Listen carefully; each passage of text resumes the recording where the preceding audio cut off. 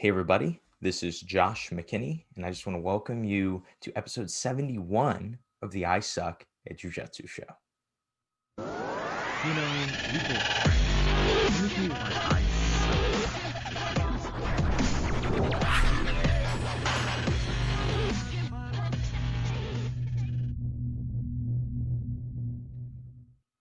Okay. So before we jump into the content, before we jump into what this episode is about, if you guys are watching on YouTube, how do you like the new background?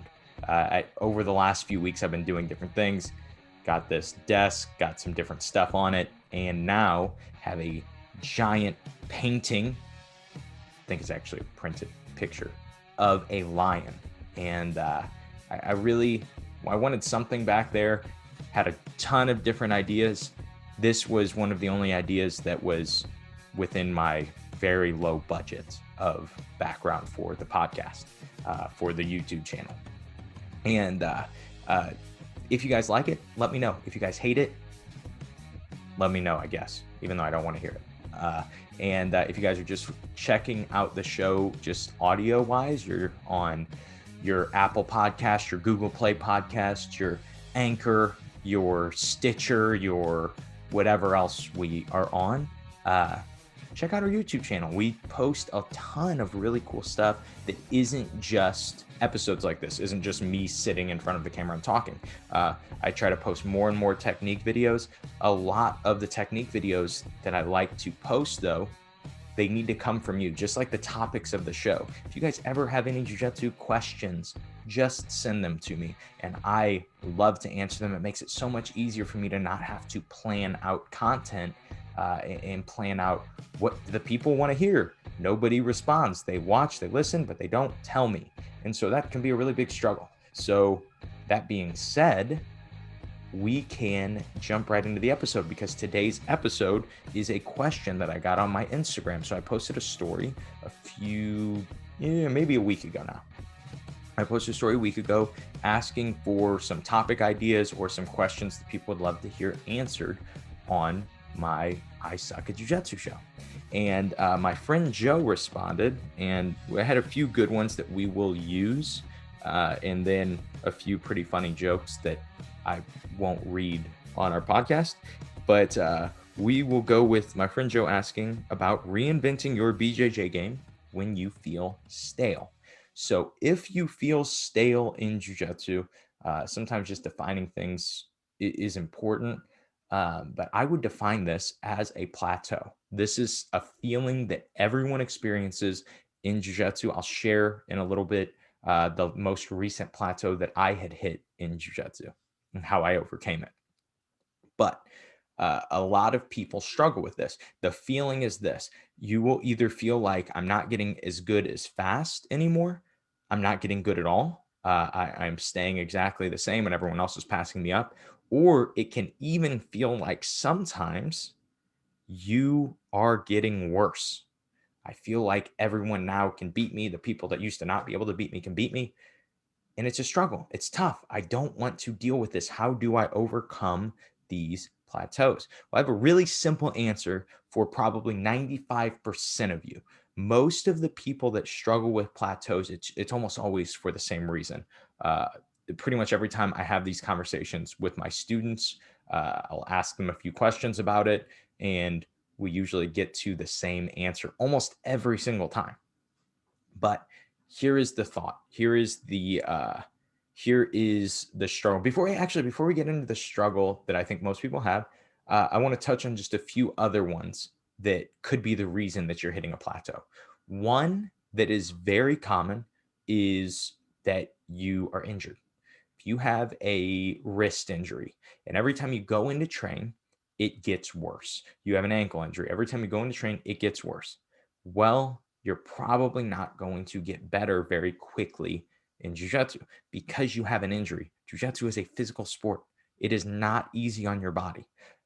As you get better, you can baby things during rolling, but when you are a white, a blue, a purple belt even, it's very hard to baby things as you're rolling. You don't have that much control of your opponent or your training partner, and you tend to get injured.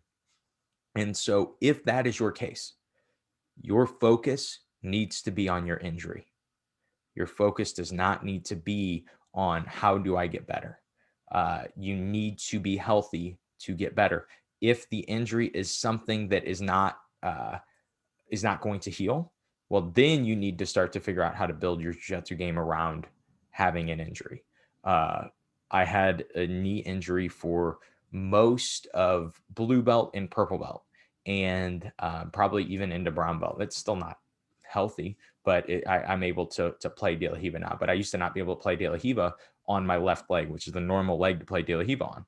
And I had to build my game playing De La Hiva on the right side. That's actually where a lot of my game has developed, is because of that. That's why my game is very unique from guard, at least, is because I was missing a knee and I needed something to do. I couldn't triangle on that side. I just had to change my jiu-jitsu. And I think that is, if you're dealing with an injury, you focus on the injury, focus on trying to get healthy, and then get back to training.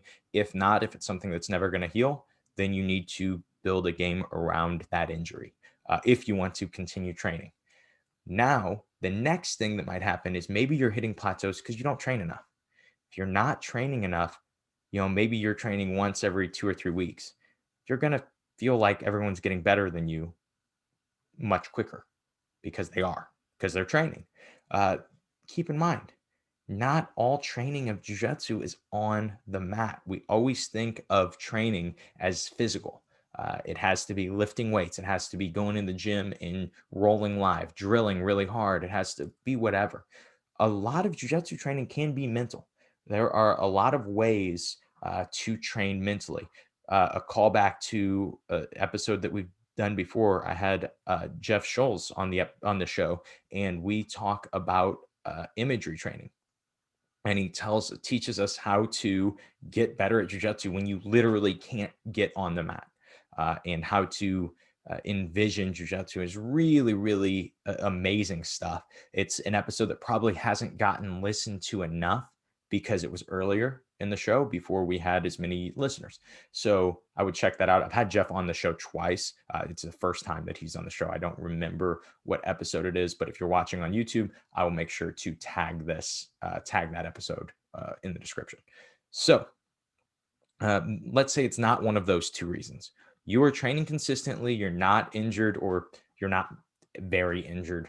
Almost everybody who's doing jiu-jitsu is always kind of injured. And you're still running into these plateaus. As Joe put it, your game is feeling stale.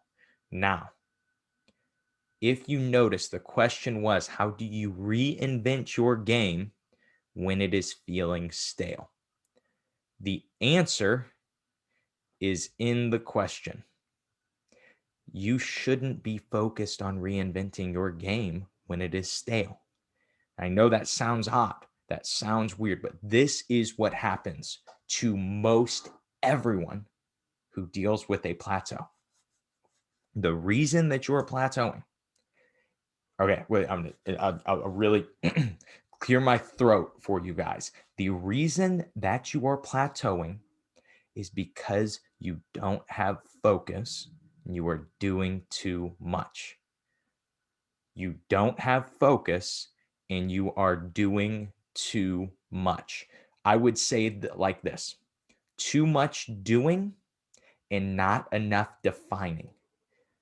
You cannot get good at everything at jiu-jitsu at once. And I know that it feels like you should be able to. I know that it feels like that is the way to get good. You just roll in whatever position, you should just know what to do. When you do that, there are a million positions in jiu-jitsu. Let's say, for instance, I'm going to teach you the Toriando pass. I want you to focus on the Toriando pass. This is something I always will make my white belts do when they're getting ready for a tournament, because the Toriando pass is a very simple idea. The pass itself is simple, the technique is simple, but the idea of the pass is very, very simple. If the person is connected to you, if they have a grip on you, break the grip, get away from them, get the ankle grips, and pass. If you are both disconnected, all you have to do is get the ankle grips and pass. If you get the ankle grips, all you have to do is pass. You go side to side until you get your pass, right? We simplified that idea, that the whole guard passing game by making it really simple. Yes, eventually you will need to be able to knee cut, or you'll need to be able to double under, you'll need to be able to knee weave or something like that, right? You eventually have to be able to do one of these things. The problem is, for most people, they start with the Toriando pass, and then they start to get pretty good at the Toriando pass. But then guess what happens? You start to get good at Toriando, and guys are going to start to play spider on you. And so you say, okay, well, I need a response to spider guard. And so what you start to do is, like, you step in, you circle your hands, and then you're in a position like, well, now I'm standing really close to him. I can't Toriando anymore. I need to now get good at the knee cut. And so then you start to get good at the knee cut. And maybe even that works for a little bit. And so you're stepping in all the time, you're getting into the knee cut. Well, then guys start to push on your knee. You're not able to defend that. They start to get underneath you. From there, they start to get underneath you. They're going to get you in single leg X guard. And you're like, crap, well, I need to get good at passing the single leg X guard. So now you're continuing to add and add and add and add. And guess what stops happening? You stop doing the Toriando pass because you're so focused. I got to be focused on beating single leg X guard. I keep getting put there. You stopped focusing on the Toriando pass. So what you do is you go back. You always will say, when you're in a plateau, where did I used to have success? Where did I used to feel good? Then you go back to it. And I know that sounds like, oh, well, my game won't develop. Your game will develop. Most of what I do in jiu-jitsu, I could define my game in like a 3-minute segment on this show. I could just name off, I do this, this, this, this, this, this, this, and that's it. There's not a huge amount of things that I do. I'm just really good at forcing what I do and really good at doing what I do, right? It's the idea of, I can't be good at everything, so I'll be good at 2 things, and then I'll be great at getting you to those 2 things. And then in turn, I will get better at those 2 things because I'm always there. I'm always getting training in those. And so that is why people struggle with these with these plateaus, is they go in and they say, well, I need to get good at everything. I need to, I'm working on side control. I'm working on half guard. I'm working on, that's what I always ask guys, well, what are you working on right now? And they'll say, oh, I'm working. A lot of times they think of it on the fly. They don't have something that they're actually working on. They'll, think, oh, I'm working on half guard. Okay. So once you get to half guard, are you feeling like you can sweep guys? Um, yeah, but then a lot of the guys are playing standing, passing standing. Okay, well, how are you getting them into your half guard? Well, I'm not. I'm gonna play De La Riva guard when they're standing. Okay, so you're playing De La Riva guard. What if you don't have any grips at all? How are you gonna get De La Riva without any grips? Well, if there's no grips, then I'm playing like spider. I'm trying to get to the sleeves first. And like, wait, you're playing now 3 guards. You're focused on 3 guards. Imagine how hard it's going to be to choose which one of the 3 guards if the person you're rolling with has a defined outlook on what they want to do to you. They're going to say, I want to Toriando pass. You need to focus on one thing. Maybe at the most, if you're trained enough, you can focus on 2. But then focus on, if I'm not in that one thing, how do I get there?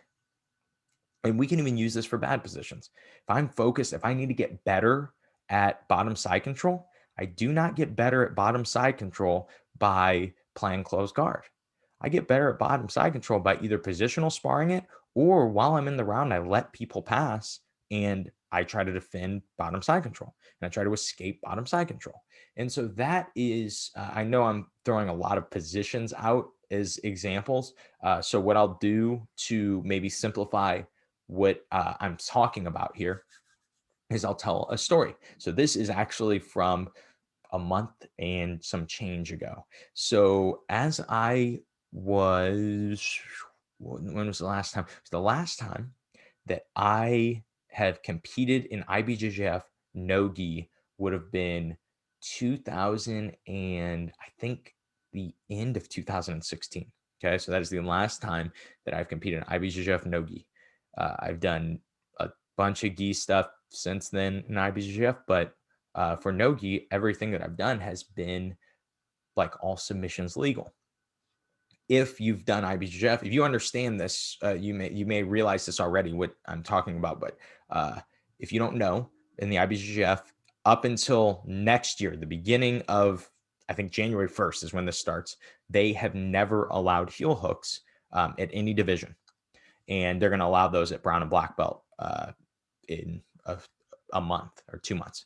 And so what has happened is I signed up for American Nationals, and that's in a few weeks. So I'm going to do American Nationals. Feel really good. I'm like, man, it's only $60, $80 more, or something like that to do nogi. So I signed up for nogi too. Well, went in to start training for nogi. I train nogi quite a bit. I don't train it near as much as I train in the gi, but I train nogi. I feel very good in nogi. And my mindset had to shift some because now I am playing a game that doesn't allow any reaping, any heel hooks, just a lot of leg attacks, which is most of my nogi game. And uh, as soon as I start doing this, it's like, shoot, I don't feel very good at this. I feel like I'm losing to some of my guys that I normally would just crush. And because I don't have a big part of my game, I am losing. I am running into a plateau. Obviously, the scenario is different. I'm being handicapped by the rule set. Keep in mind the rule set that I chose to do. Never complain about the rule set for a tournament because it's your choice on whether or not to do it, but I am being handicapped by this rule set. It's frustrating because, like, man, in 26 days, that rule set's going to be non-existent for me. So I'm just focused on this one tournament. So I had to ask myself, this is the only way I could figure out how to overcome this plateau. I asked myself, okay, when was the last time that you were having success in IBJJF rules nogi? And so I had to find what that game was. It's funny because I've done, like I said, I've done nogi stuff. I trained a lot 2 years ago for the combat wrestling nationals, uh, and that was all wrestling. Combat wrestling is wrestling with like some submissions. It's an interesting rule set to explain. It was something fun that we tried to do, and I got second. It sucked. It was no fun. I didn't make the team because if I would have won nationals, would have made the world team. But I sucked and got second. And then the next year, all my focus, all of the guys that I train with, all of our focus was doing this like team nogi event, and we all kind of opted on not doing Nogi Worlds that year or last year, because we're like, well, we're doing this Nogi event that allows heel hooks and Nogi Worlds doesn't. And so I don't want to focus on two things. So we all were just like, yeah, we'll just focus on this event. And like I said, we were training pretty much exclusively heel hooks because, like most people, we felt like even as brown belts, when the leg lock craze started, we felt behind, and so we really, really dug in and really focused on it.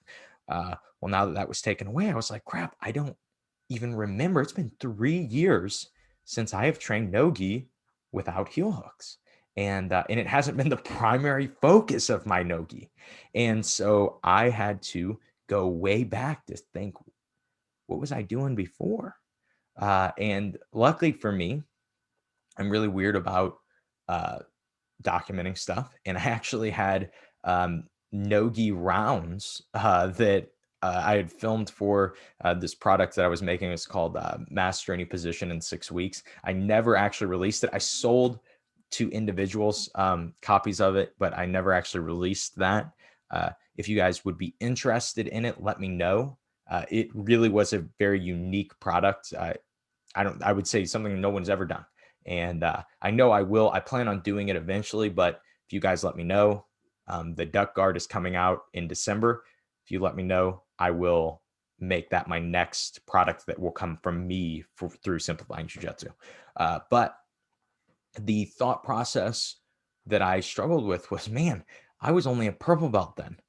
That's the game that I'm going to play. I have to play my purple belt game. Obviously, still just by doing jiu-jitsu, I'm much better than I was as a purple belt, even playing this.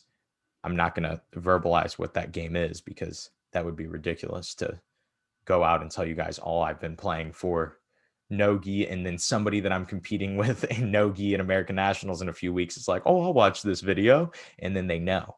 So I'm not going to tell you guys. But getting back to that, I was able to have some footage and say, oh, this is what I was playing before I was focused on leg locks. And it was very helpful for me to be able to go back. And then within 2 training sessions, I felt good again. I felt like I was a black belt in no-gi. And I think that is the big thing I want you guys trying to draw from this episode is when you're feeling stale, when you are in a plateau, you go back to what was working. You go back to the last time you didn't feel like you were in a plateau and you focus on that and you get better on whatever that is. And then what's going to happen is 6 months later, you're going to run into another plateau. And this happens to everybody. And the reason you're going to fall into another plateau is because you're going to start to feel good again. And then you're going to start to add more stuff to your game. And then you're going to have too much and you're going to feel bad again. And then you just go back. And so this is a natural part of jiu-jitsu. It's not something that I want you guys to not add to your game. I think it's important to add to your game. But each time you feel stale, then you go back and you say, what is actually working? What was working for me? That's what I need to focus on. And eventually you'll be adding 1 or 2 things every couple months versus trying to add 10 things. And I really stress trying. You're not going to add 10 things every couple months. You may add 1. And just make sure each time you revert back to what was I doing the last time I felt good. And so that is my hope for you guys. My challenge for you guys is that you are able to you're able to overcome these plateaus much quicker within a few weeks instead of within months. And for me, I feel like when I run into plateaus, I can usually, and keep in mind, I train a lot. So I have a lot of sessions that I can do this in, but I can usually start to feel good again within like 10 days. And, for you guys, hopefully, I would be awesome if you guys could do it even quicker. But that's usually, when I'm coming back from injury or vacation or something, I'm not feeling good, usually gives myself about 10 days. I think back what was working and I can hit it. Or if I'm just running into a plateau, same thing. I give myself a week, 10 days, 2 weeks sometimes, and I'm able to get out of those plateaus. And so that is my hope for you guys. I challenge you guys to try this out if you are running into any plateaus. And hope you guys are doing well. If you have any questions, if you have any suggestions for the show, please let me know. As always, I will always respond to those things and hopefully have a video, some content to respond to it too. So without further ado, you guys have a great weekend. Hope you guys, I don't know what I hope you guys, I hope you guys have a good Thanksgiving. Hope you guys are able to train. I know that there are places that are locked down right now. So I hope you guys are able to train. Hope you guys are able to stay safe. Hope you guys are able to stay healthy. And most importantly, I hope that you guys suck just a little bit less at jiu-jitsu.